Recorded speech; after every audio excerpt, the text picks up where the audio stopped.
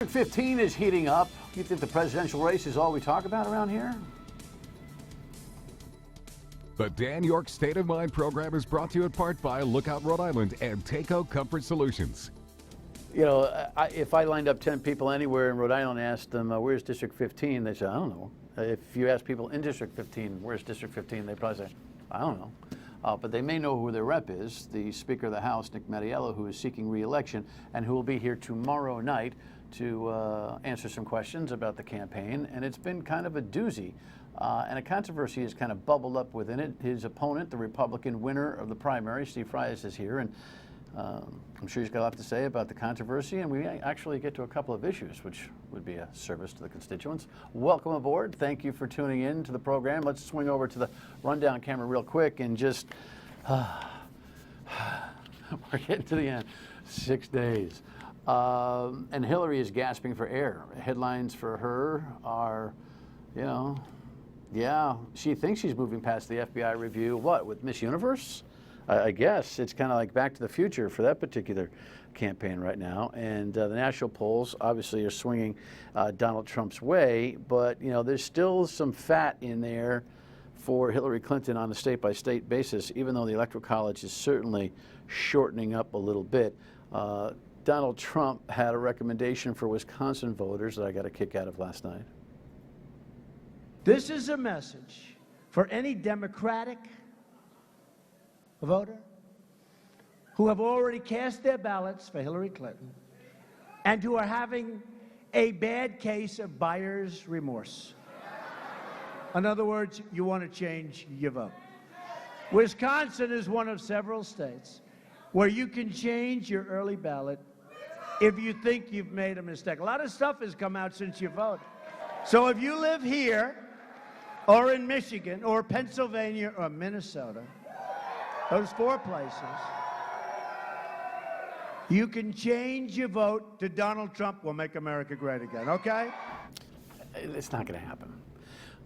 You know, early voting, you know, quality controls are built in. By the way, the Wisconsin voter and most voters in you can switch your vote states have to go down to the registrar's office, pull the ballot, you know, redo the whole thing. It's not going to happen, although there are a lot of folks who think this might be a play. Hillary, of course, is just begging for voter turnouts. This is a big deal. There are only now 7 days left in the most important election of our lifetimes. We cannot take anything, anybody, anywhere for granted. Are you ready to work hard and win this election? I don't know that she's inspiring. In fact, she got off and really yelled hard at some Trump supporter who had, you know, Bill Clinton is a rapist type of, I don't know, he was yelling that at Hillary last night, and she kind of lost her cookies and again started blaming voters of Donald Trump for being divisive or supporters being divisive. The wheels are off both campaigns, and they're both kind of crawling to the finish line, although Donald Trump has many more motivated voters than Hillary Clinton does. This notion of the cake being baked is suspect. We'll check in tomorrow. Checking in with Rhode Island, it's like a technical mishap world, it seems. The DMV, which is one of our favorite places, right, is now, I don't know, this is 10 years in almost. I mean, the original contract was like 2006, and I guess they've been working on it since 2008 or so. And Hewlett-Packard is looking for another $12 million to finish off the project, and Governor Raimondo is understandably upset about that, so now she's litigating. It's never good when the customer is litigating against the vendor. It is never a good thing. So if you were looking for some real high-tech DMV past the pretty, you know, the pretty operation that Cranston is anyway, don't hold your breath. It's going to take another while. And now this UHIP thing, this brand new technology that is all about health services, human services, and of course the Obamacare exchange. We have headlines on that, don't we, Kev? Yeah. It is a nightmare. If you read the Providence Journal today and kind of chronicle like they did, the long, repetitive waits, the picture there is an indication, for people just getting their food stamps and everything else, it's a nightmare. And you know, customer service is, the number one thing that people vote about, you know, when it comes to a mayor, it's got to be potholes and garbage pickup. When it comes to state government, it's about the services. And believe me, there's lots of people that are on the dole and want the services. Nonetheless, the system's got to work right. We are spending hundreds of millions of dollars on this thing, and it ain't going very well. I don't care how much money Governor Raimondo has in her campaign for re-election. If you can't deliver, you ain't going to get re-elected. On a much lighter note, it's a respite for all of us, isn't it? The World Series. Can we have like a 12-game World Series that would right through election time to kind of keep us sane? Although if you look at the faces of some of those folks in the stands in Cleveland last night, they are probably as stressed about what happened last night as they are about the presidential election. This is a classic. I don't know how it's going to go. I told you that the Cubbies would win last night. And they have won, by the way, 3 games in a row 18 times this season. FYI, how's that for a little bit of sports trivia? And if Mr. Chapman actually has a left arm left after last night, he went in with 2 outs in the 7th inning. It could be a problem for Cleveland. But you know what? It's one baseball game. Anything can happen. Great stuff. That's all we got. But I think we ought to take a look at what's going on in District 15 before we bring our guest on, Steve Frias. Here's a headline of a couple of days ago where the chairman of the state Republican Party filed a complaint against the speaker himself and the person to the left in that picture, Shawna Lawton, who was are you following this? The Republican who ran against Mr. Frias and got whipped in the primary. Here was the story we ran 2 nights ago. Rhode Island GOP Chairman Brandon Bell walking into the Board of Elections in Providence to file an official complaint against former state rep candidate Shawna Lawton and House Speaker Nicholas Mattiello over this mailer Lawton sent to Cranston voters endorsing Democrat Mattiello. She ran for his seat in the primary as a Republican but lost against Steve Frias. The 77-page complaint claims there was consultation between the Mattiello campaign and Ms. Lawton about her endorsement and her announcement of that endorsement through a mailer. If she spent $2,150, it's illegal to contribute in coordination with another campaign to a candidate over $1,000 in a calendar year. The complaint also cites a Google Hangout chat that was obtained by Eyewitness News between Lawton and some of her supporters of vaccine choice, where she says she met with a Mattiello aide before endorsing him. And, quote, I have been promised we will get further with our issues. Mattiello responded this afternoon, saying, I have never met Ms. Lawton, nor have I made any promises to her in return for her support of my candidacy. I have stated that her interest in the HPV vaccine is an issue for the Department of Health, not the legislature. I have called on Ms. Lawton to disclose the funding source of her recent mailer. Said simply, today's filing by the Republican Party is meritless. And there you have it. Who knew that you'd have drama like this in your race? I never expected a mailer from Shawna Lawton to come out that way. If Shawna was going to endorse Nick, I would have expected that it would just show up on a Nick Mattiello mailer and have all this issues about campaign finance and then Google Hangouts. I never heard of Google Hangouts. I didn't either. Until this. I didn't know you could hang out in Google. Oh, I didn't know that. I was so excited when I heard about this. It's like WikiLeaks at the presidential level. I got Google Hangouts in my race. Well, I want to dig into this a little bit in the next segment, but what is this turbulence doing inside the district? What I can tell from my going door to door is that people who talk to me about the Shawna Lawton endorsement at all, it's a very negative reaction. They don't understand why she did it, and then they understand with all the news coverage, it's caused some of a backlash towards the speaker because they believe that there was some kind of deal, because they've read the newspaper report, they've seen the stuff in the news. And when they say that, what do you say? I say this, I think it's going to be going under investigation. I mean, there's no question in my mind the BOE should investigate this. Do you reflect on whether there was a deal? I guess I should just ask the direct question. Do you think there was a deal between the Mattiello camp and the Lawton camp? And the deal, of course, would be some kind of consideration for legislation, her HPV vaccine cause, which frankly I didn't hear a lot about during her entire primary run. Right. But which was the project that got her interested in government in the first place. If she was suggesting, by inference minimally in the Google chat, that her issue was more empowered for this particular endorsement, do you believe that's true? I think that something happened. I don't know what was said exactly, obviously. All I can go by is what I read on Google Hangout. And what it looks like to me, and I believe, I'm more likely to believe what she said to her friends and closest allies in a private conversation than what she's been saying publicly. Well, private conversation, I get it. I won't challenge your characterization, but online Google Hangout chat is, I guess, today's new form of private I agree with you, but it's not my idea of a private conversation, Right. but it's certainly what she was communicating, I would say, to her closest friends and allies, versus going on your show or talking to the newspaper or TV. And I tend to believe people in what they say usually to their closest friends and allies more than what they say to the media when it comes to politics. And it looks like to me is that she was under the impression that she had an understanding with somebody in the Mad Yellow campaign that if she endorsed, she would get favorable, her legislation about HPV would get favorable consideration. Yet she won't elaborate. And now she denies that there is any kind of agreement, which gives her, she's not a 5-star witness in her own case in this particular situation. Oh, I mean, look, Shawna is not doing herself any favors. The one thing that this endorsement mailer did, if Shawna endorsement would have carried any votes for the speaker, those votes are gone.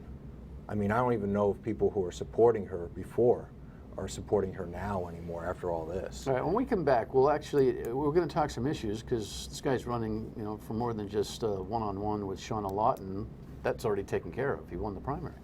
But I want to kind of take a look at some of the suggestions that Ms. Lawton made, have Mr. Frias have a chance to react to that. But in the meantime, I just want to let you know, if you're thinking about renovating the kitchen or the bath, Cumberland Kitchen and Bath Design Center is a great choice. Your designer, well, you don't have one yet, but when you contact, you will have a designer who'll come to see you, absolutely no charge, to do what's called a free measure, do an evaluation, take some notes on the dream that you have for the change, and come in with an on-time and on-budget project, licensed and insured, guaranteed, like they did for me. Promise. Be right back.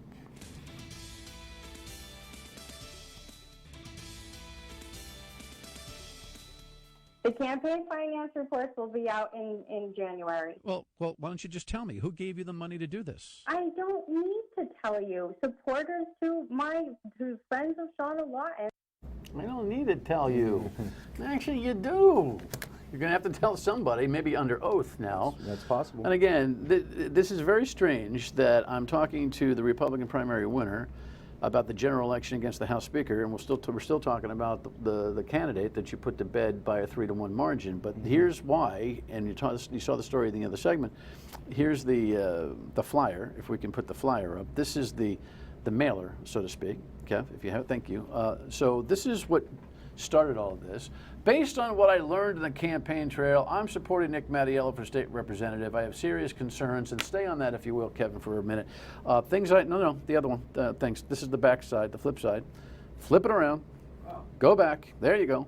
Things I learned, well, we don't do a lot of mailers on this show. Things I learned on the campaign trail, things I learned about Nick Mattiello. Let's cover this one first because I'm sure you have things to say about this. I was unaware that Nick had single-handedly blocked driver's licenses for illegals. He eliminated the master lever, and he got ethics reform. We'll come back to the flyer in a second, Kevin, but those things were done before she ran for office. Yes, I mean, I was going to say the driver's license was already dead by May of 2016.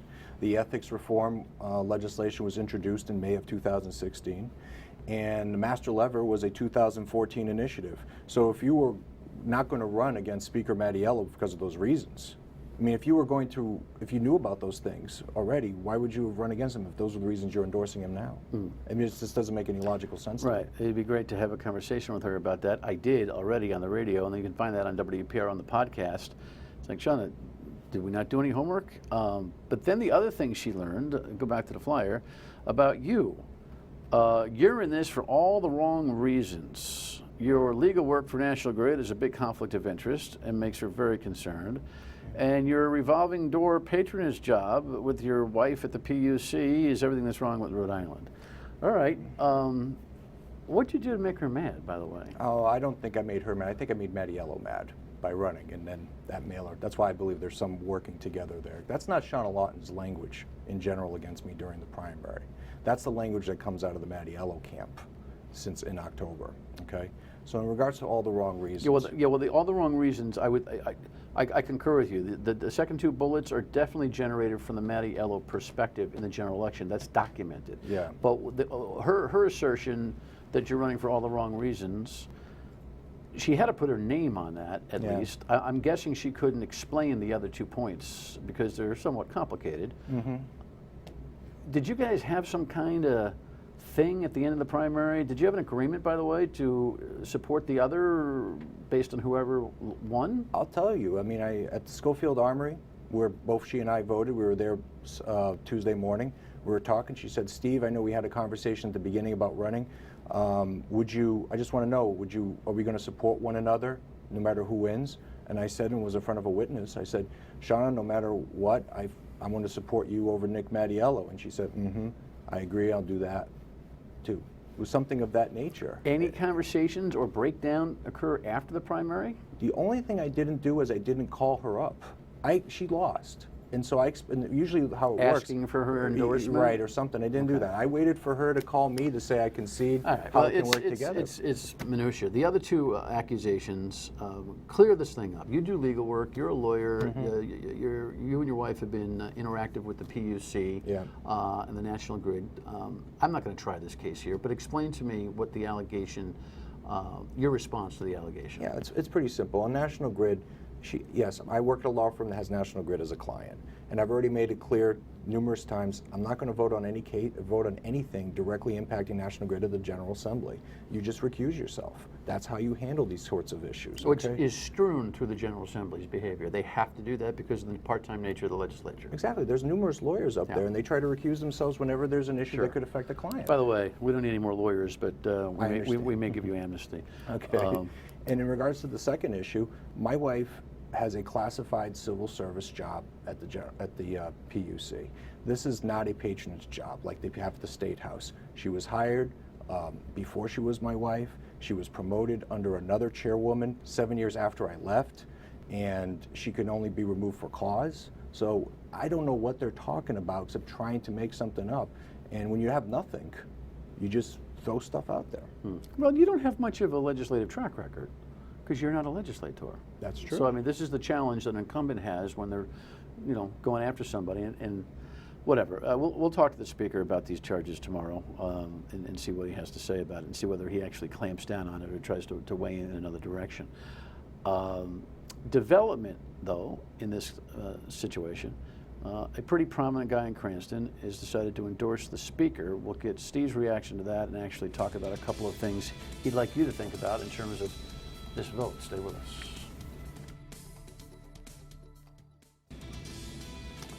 Welcome back. Steve Frias is my guest. He is the Republican candidate in District 15. And of course, I wish we could run all around the 75 districts with all the candidates, but because the Speaker of the House is looking for re-election in District 15 in Cranston, it becomes a much more high-profile story. You would agree? Absolutely. It's pretty provocative. Compelling headline here, TACO executive Johnny White, no, wrong one. This would be the TACO executive. No, there you go. TACO's Johnny White endorses Mattiello in the House race. And here's the ad that I think will run in the Cranston Herald inside the district, of course, to kind of make the point. And he lists a bunch of things that the Speaker has been socially, or I should say fiscally conservative on, and some tax reductions and the like. Provocative for John White to jump into this. What was your gut check on this? I respect John. He has a right to his opinion. He has, the Speaker's gone to get some endorsements. I have the endorsement of Ken Block, Alan Fung, Alan Hasenfeld. So there's going to be endorsements on both sides. I respect John. I just think we can do better than Speaker Mattiello. Has Fung actually come out and endorsed you in any kind of formal fashion?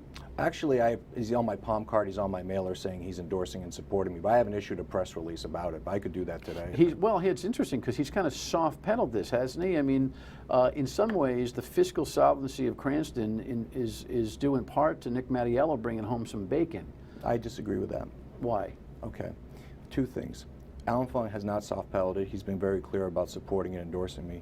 Two, the fiscal solvency of Cranston. Well, I would think that, but Steve, I would think that as a guy that's getting releases every day from every campaign, in the universe, that he would be a whole lot more aggressive if, in fact, it was all about. I know you've been a longtime friend and ally of the mayor, so we can disagree on this, but he has certainly not been very aggressive. I haven't asked him to be. and that's the reason. This race is not going to be won or lost on endorsements, Dan. Okay. That's for sure. And so Mayor Funk supports me. I put him on my flyer. I put him in my mailers. And in regards to Cranston, Cranston's done a pretty good job financially. But remember, Cranston has some of the highest car taxes in the state, partially because of what Speaker Mattiello did by ending the car tax phase-out in 2010. And when you look at how much money state aid is going down to Cranston, it actually went down since Speaker Mattiello came in on the state aid side, not the education aid side. So I don't credit Speaker Mattiello much for this. The argument that John White makes in the paper today, and others will make, is that, Steve Frias is actually a really good guy, totally qualified to be a state representative, no doubt. But if we lose the speaker, the progressive left takes over the operation, and you're a rookie in the House, and it's a long climb north to any kind of prominence. Answer that question. Basically, I think we can respond to that assertion. Sure, no problem. I believe we can do better than what we're doing, and I don't think the result of me defeating the Speaker of the House is we get a progressive. Okay, and I'll tell you why. There's not a lot of talent in that place. No, I understand there's not a lot of talent, but there's no way in my mind where the House of Representatives, these guys from the suburbs and rural areas, are going to say, hey, we're worried about tolls, we're worried about Gina Raimondo, and what we're going to do, the Speaker just got beat, let's go with Blazewski, let's go with somebody from the hard left. They're not going to do that. They're going to go in some other direction. So I really doubt that and if the progressive left really had the votes in the chamber, they'd take over the speakership now. They don't. Give me a minute on what the key issues are. What are you running home for the folks in District 15? Basically, when I go door to door, I talk about 3 issues. Tolls, because if we have to pay, if tolls now is a problem, we don't need more money from the government. The government does not need more money to fix its roads and bridges. 2, we need to lower our taxes to be competitive with other states. We are not making it when we're basically one of the 10 worst states in the country in taxes. And 3, we need government reforms like the line item veto. And Speaker Mattiello is against a line item veto. I wonder if that's something that he'll acquiesce on down the line. We'll see. We'll have to ask him about that tomorrow. I was told that this was actually a pollable, pretty close race at the beginning of this general election season. Gut check as to where you are? I have ID'd over 2,500 households, and I think this is a close race, and I actually think I'm winning. Because? Of all the responses from talking to voters. I mark it down, check it. He is struggling right now. Well, it'll be interesting to see what happens with this investigation on the mailer. If she had told the truth, it seems to me, well, let's put it this way. If she had come clean, it seems to me that if there are Republicans who don't like you and have that worry about the left speakership dynamic, that wouldn't have helped you. But her being quiet about it kind of helps you, because you can at least leave the theory that this collusion thing actually exists, right? Well, all I can go is by Google Hangouts. There was no mention about there's all these Republicans who don't like Steve's as much as there's a deal with the Speaker's office. Right. Speaker's campaign, sorry. At the end of this race, I want you to remember that you pointed to Google Hangouts for a credible reference. It's been a head scratcher. Good luck, man. Thank you. Appreciate it. Thank you, Dan. Final word when we come back. Google Hangouts. Alrighty, so while we are suffering through a presidential race, this District 15 saga continues tomorrow night when the Speaker of the House comes in here and responds to my questions like Mr. Frias did. And at least we got a sidebar, interesting race in addition to what's going to happen in Washington. You have a great night. Thanks for watching.